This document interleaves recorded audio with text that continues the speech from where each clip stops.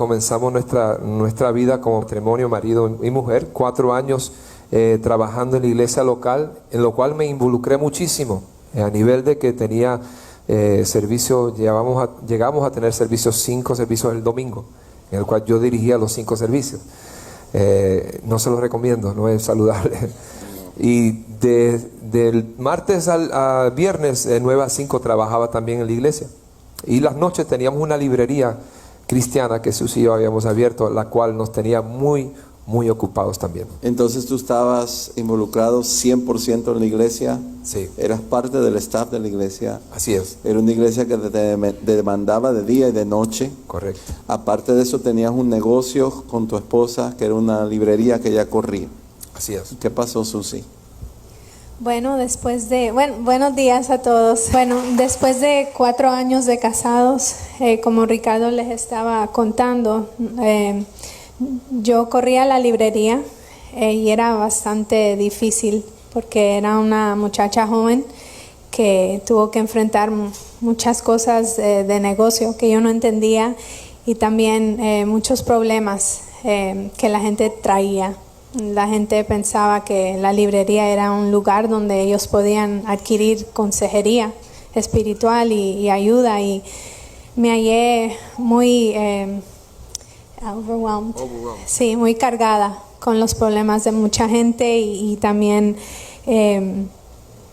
nosotros casi no nos veíamos. Ricardo siempre estaba en la iglesia, si no estaba dirigiendo, estaba trabajando en lo de las finanzas de la iglesia, o estaba practicando, ensayando con los coristas, con la banda, siempre haciendo algo. Entonces, cuando él venía a recogerme a la librería, cogíamos algo de comer en el camino y de nuevo a la iglesia. Siempre pasábamos ahí y nuestras prioridades se perdieron.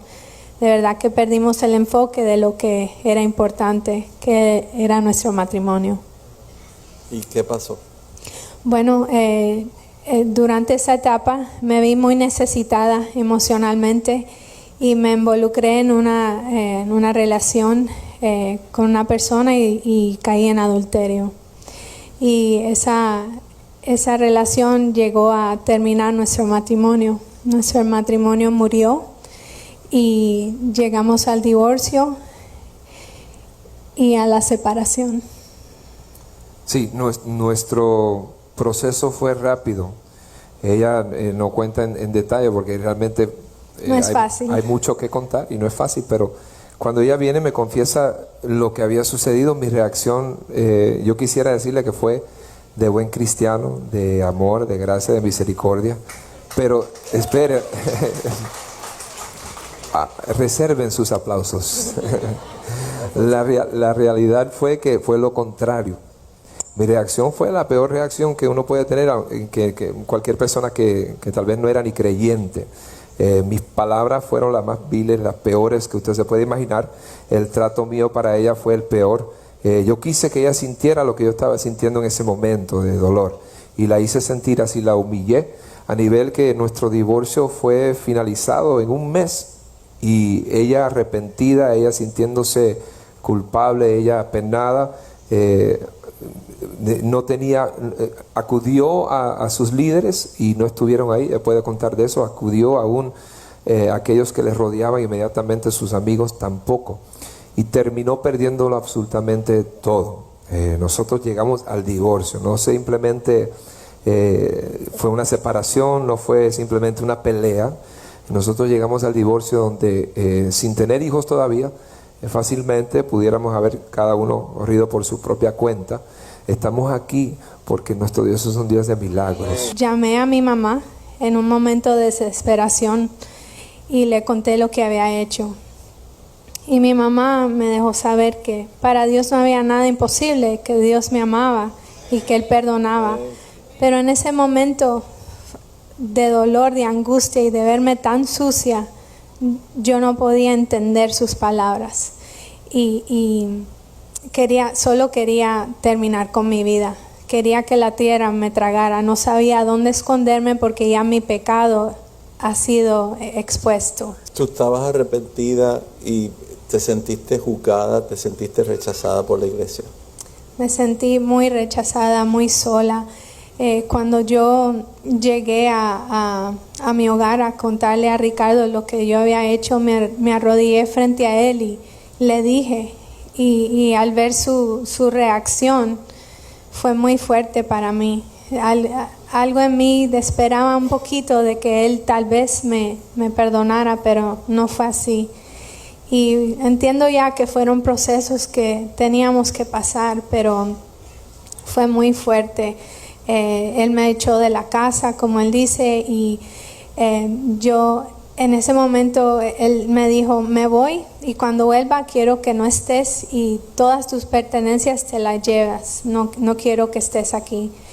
Y cuando él se fue, yo sentí que yo me morí. Yo no quería vivir y yo busqué un veneno que había en mi casa para las ratas y al tomarlo en mis manos, pedí perdón y le dije a Ricardo que lo amaba donde quiera que él estaba y cuando en ese momento mi mamá entró por la puerta de mi casa. Ella venía a buscarme porque estaba preocupada y me rogó que yo no lo hiciera porque ella vio el veneno en mis manos.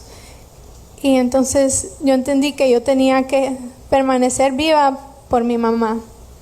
No entendí que era para mí, porque Dios tenía un propósito para mí. Yo lo estaba haciendo más para no herirla más a ella y a mi familia, pero Dios tenía un plan.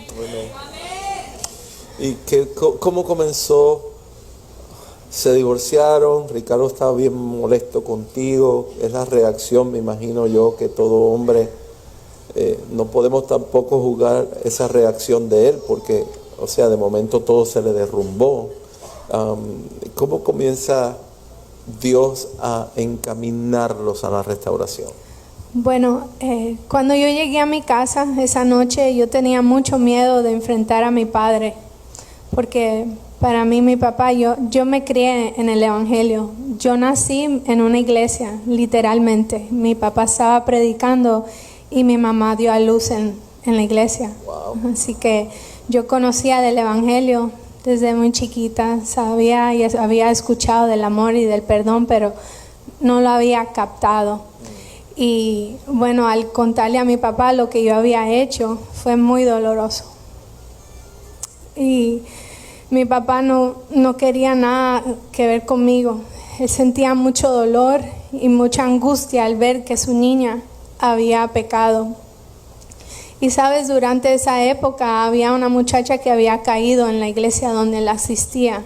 Y mi papá me decía, ¿cómo me van a ver ahora si yo tuve que confrontar y reprender a esta muchacha que cayó en adulterio y mi hija me hace lo mismo?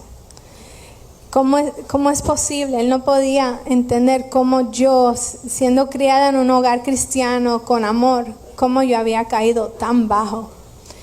Y bueno, yo pasé días sin comer, no hablaba, me encerré en el cuarto y ni dormía en la cama. Mi cama para mí era el piso, porque yo me sentía tan sucia, tan vil que para mí yo no merecía nada. Mi mamá trataba de que yo comiera y ni eso aceptaba. Entonces, un día mi papá vio que yo salí del cuarto y él tomó la oportunidad y me dijo, siéntate, tengo que hablar contigo. El Señor me ha dado a un versículo de la Biblia para ti y quiero que lo entiendas. Es tuyo, es un regalo de Dios. Y está en Jeremías 15:19, que habla que si entresacares lo precioso de lo vil. Por tanto, así dijo Jehová, si te convirtieres, yo te restauraré, y delante de mí estarás. Y si entresacares lo precioso de lo vil, serás como mi boca. Conviertas en ellos a ti, y tú no te conviertas a ellos. Yo entendí con este versículo que Dios me amaba, que si yo le daba la espalda al pecado, Él me iba a restaurar, me iba a hacer pura y limpia. Y yo acepté ese versículo y me aferré de él y lo repetía día y noche. Y eso transformó mi vida en ese momento, en ese día. Mi papá se dejó usar por Dios a pesar de su enojo, de su dolor, y Él pudo ayudarme a restaurar mi corazón. Y empezamos a buscar de Dios juntos, a leer la Biblia. Me explicó, me enseñó de diferentes personajes en la Biblia que habían caído, que habían hecho hasta peor, y que el Señor los amaba, el Señor los usaba. Y empezamos los tres, mi padre y mi mamá, porque eran las únicas personas que yo tenía, y la prima de Ricardo, Rachel, que por aquí está. Ella me llamaba de vez en cuando para ver cómo yo estaba y oraba por mí. Y me dejaba saber cuánto dolor estaba sintiendo su primo Ricardo. Y empezamos a orar. Y de noche íbamos y de madrugada a orar frente de la casa que era mía. Y declarábamos que el Señor nos iba a restaurar nuestro matrimonio y que el Señor me iba a devolver lo que el diablo me había quitado. Y así empezamos a actuar con fe, y el Señor fue cambiando. Cuando yo firmé los papeles de divorcio, como dice Ricardo, me quedé sin nada. Yo confié en lo que había dicho el Señor en ese versículo, que Él me iba a restaurar, y yo sabía en mi corazón que al firmar los papeles de divorcio Él me iba a devolver todo y aún más. Ricardo, cuéntame qué estaba pasando por tu lado mientras ella... Me imagino que tú estabas durmiendo ahí allá afuera con sus padres orando. Yo recuerdo que de vez en cuando yo veía como líneas de aceite al frente de mi casa y decía, este jardinero se le rompió la máquina de chapear o algo, no sé. Pero después me enteré que ellos estaban en oración intensiva y peleando como se debe de pelear. Y les cuento, o sea, el tiempo no da para contar todos los detalles, pero algo que sucedió que durante el proceso de restauración, porque llegó un momento que yo me tuve que rendir a la voluntad de Dios, que era del perdón. Dios me confrontó en una manera extraordinaria, sobrenatural. Y con la ayuda de muchas personas, mi prima era una de las pocas personas que no me tenía miedo, porque yo tenía mucho genio, mucha ira, mucho enojo, y recuerdo que no quería escuchar a nadie, pero siempre me decía, la gracia sobrepasa la ley, y el perdón está por encima de la justicia. Y aunque yo tenía toda la justicia y la ley a mi favor, yo tenía el poder en mis manos de restaurar a Susi, de ponerla de nuevo a mi lado, al lugar que le correspondía. Y el enojo y la ira y el rencor no me dejaba, pero tampoco no me dejaba vivir. Yo pensaba que al finalizar el divorcio mi vida iba a continuar y eso yo lo podía dejar a un lado, pero lo que sucedió fue lo contrario. Mi mundo empezó a empeorar, no dormía, no comía, sentía una inquietud increíble y era el Espíritu Santo confrontándome, y hasta que yo no me rendí a ese propósito de Dios de perdonar y comprendí lo profundo que es el perdón y lo libre que te hace, porque el perdón es algo que es para los otros, no es tanto para ti. O sea, es para ti, no tanto para los otros. A veces uno piensa que por estar enojado y tener ira y rencor, y piensa que uno le está haciendo mal a la persona, pero esa es la lógica de como tomarse veneno uno mismo y esperar que la otra persona se muera. Y eso es lo que yo estaba haciendo, me estaba envenenando con la ira y el rencor, y el que se estaba muriendo era yo. Una noche Dios me confronta, me despierta de madrugada y me demuestra a través de la parábola del hijo pródigo, toda la palabra de Dios, y me demuestra ese cuadro que por tantos años de niño lo había leído, de un padre perdonador, un padre de misericordia, de gracia, cómo pudo abrazar y perdonar a ese hijo, aunque había avergonzado el nombre de la familia, aunque no lo merecía. El padre no guardó rencor, y eso a mí me quebrantó. Y aunque los pronósticos decían que era imposible porque ya estábamos divorciados, no sé si ustedes conocen a muchas personas que se han divorciado y se han vuelto a casar, pero son pocas, o sea, no es algo que se da muy a menudo. Y todos los pronósticos decían que era imposible.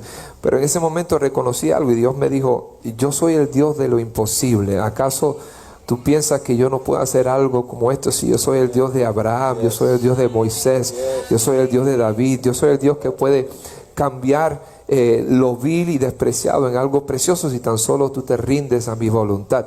Me rendí y abracé el perdón, Y un día, pidiéndole permiso a mi madre, le dije, ¿qué tú crees? Invito a Susi para un viaje de vacaciones con la familia. Yo no había hablado con ella como por 2 meses, no nos habíamos comunicado. Y para mi sorpresa, mi madre, una bella mujer de Dios, me dijo, estamos orando. Y estábamos orando para que Dios tocara tu corazón. Aquí todos estamos esperando que eso se restaure, porque creemos en la restauración. Y con el apoyo de la familia y de realmente un núcleo muy pequeño, pero gente importante, clave. Y es importante reconocer que hay personas que aunque aparentan ser amigos, se van a imponer al propósito de Dios. Y esas personas, aunque hayan estado contigo toda tu vida, tú tienes que descartar esas personas y caminar, aunque sea solo. Nos quedamos solos, honestamente se lo digo, y nos quedamos en cero. Perdimos el negocio, nuestro ingreso fue absolutamente nada, o sea, porque perdí mi trabajo, ella no estaba trabajando. Pero estábamos felices porque estábamos en la plena voluntad de Dios. Todo lo que ustedes ven hoy, y es impresionante las bendiciones que Dios nos ha dado, todo es resultado de esa obediencia de ese momento. Todo vino después, nada de eso vino antes. Y fue la mano de Dios realmente haciendo ese milagro en nuestras vidas. La oración de Susi. Susi no ha contado con detalle lo mucho que ella luchó y peleó por su matrimonio. Y yo sé que es muy fácil señalar los errores de aquellas personas que cometen los errores públicamente. Pero ¿sabe por qué nosotros estamos aquí? Porque como iglesia tenemos que dejar de estar escondiéndonos y ser transparentes. No cabe duda la necesidad que hay de parejas que vean un ejemplo de que sí se puede, que aunque todo se haya perdido, Dios de las cenizas puede levantar algo precioso. Y nosotros somos ejemplo de eso. Mi esposa peleó, luchó con oración, no se dio por vencida. Llegó un punto cuando comenzamos de nuevo en nuestra restauración, que aun cuando venían las olas de ira y de rencor, y yo quería recordarle a ella lo que me había hecho, llegó un momento que ella con palabras sabias y apaciguaba mi ira, y con palabra de Dios, llegó un momento en que yo empecé a verla filtrada por un Dios de redención, de misericordia, de gracia. Entonces ya yo no veía el pecado de Susi. Ya yo veía una esposa limpia, pura, preciosa, una esposa que había encontrado una gracia, y que yo todavía hasta el día de hoy yo le digo, tú tienes una relación impresionante con Dios porque conoces una misericordia, una gracia que pocas personas han podido conocer, y eso es precioso. Entonces ya yo no podía pelear más con ella porque terminaba peleando con Dios, y el que estaba mal entonces era yo, y me tuve que rendir.